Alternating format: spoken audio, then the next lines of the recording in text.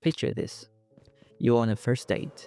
The conversation is flowing. You are laughing. There's a spark. Everything feels good. Then you remember what the internet told you. If he want to, he would. You think about that video you saw about love bombing. You recall that post that said anyone who texts back too fast is desperate. And just like that, you've ruined it. We have been told how not to date so many times that we have forgotten how to date at all. We are walking around with relationship rulebooks so thick and so contradictory that simply being present with another human being has become impossible. Here's the thing nobody's saying out loud. The way we've been told to avoid bad dating is actually what's making dating bad. We think we're being careful, we think we are protecting our peace, but what we are really doing is building a wall so high that no one can climb them, then wondering why we are so lonely at the top. So let's talk about how not to date. And spoiler alert, it's probably not what you think. Let me take you back about 10 years. Dating used to be simpler, not easier, but simpler. You met someone, you liked them, you figured out as you went. There was no viral TikTok telling you that the way he holding his fork is a red flag.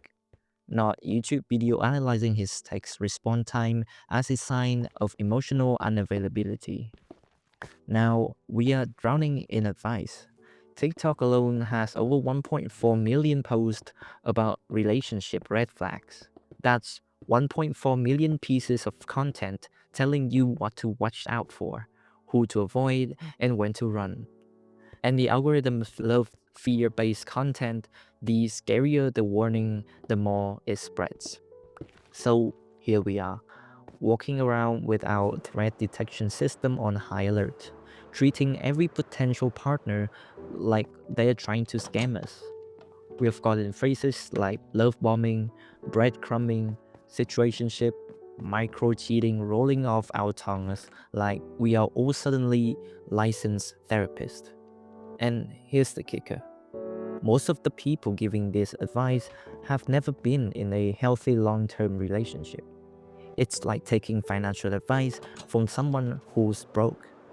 But we're desperate. We want rules. We want to know what's normal. When traditional scripts for datings fell apart, we filled the gap with content from influencers and strangers on the internet. Problem is, most of it is useless. So, what does everyone believe right now? That dating is a minefield, that most people are toxic, that you need to spot red flags immediately or you're doomed. The accepted narratives go something like this: protect your peace at all cost and don't settle. If someone show you who they are, believe them the first time. Never ignore your gut. Never give them the benefit of the doubt if they do something slightly off. We have created a culture where I don't owe anyone anything is the motto. Ghosting is normal. Having backups is strategy. Keeping your options open is smart. Vulnerability is dangerous. We are told to look for green flags, consistency, kindness, communications, but we are trained to scan for red ones. The algorithms reward worst case thinking. Every awkward moments get dissected. Every imperfect behavior gets labeled. Sounds familiar? Of course it does. This is the water we are swimming in. Okay, here's what I'm going to say, something that might annoy you. What if all of this red flag spotting is actually making us worse at love? Think about it. We are so busy looking for reason to leave that we are missing reasons to stay. Relationships experts are literally saying this out loud right now. That constant threat detections make genuine connections nearly impossible. Even when a genuinely good person is sitting across from you, you might miss them entirely because you're too busy looking for red flags. Let me give you an example. That popular saying, if he wanted to, he would, sound wise, right? But here's the problem.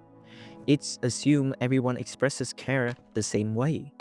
It's assumed that there's no such thing as someone being shy, overwhelmed, or just having a different love language. It's flattened all human complexity into a simple yes or no test. Or take love bombing. Indeed, real love bombing exists and it's manipulative. But we have expanded the term so much that now showing genuine excitement about someone in the early stages can get you labeled as dangerous. Someone takes back too quickly, red flags. Wanted to see you often, red flag. Is actually interested, kind of suspicious. We have created a culture of hypervigilance where every small behavior gets pathologized. A delayed text becomes breadcrumbs. Having an awkward moment become vague. Being uncertain about what you want becomes avoidant attachment. The twist is this. The safest way to date might actually be the scariest one. Trusting yourself enough to be present without the rulebook. Here's what this obsession with how not to date is actually doing to us. It's making us lonely and it's making us rigid. Let me paint the picture of what's happening right now. Nearly 75% of women and 64% of men have dated only a few times in the last year, or not at all. People aren't even trying anymore because dating feels so dangerous, too exhausting, too full of potential trap. And when people do date, they're not actually dating, they are analyzing. They are interpreting fragment from a delayed reply, a story view, a warm message, followed by a disappearing act.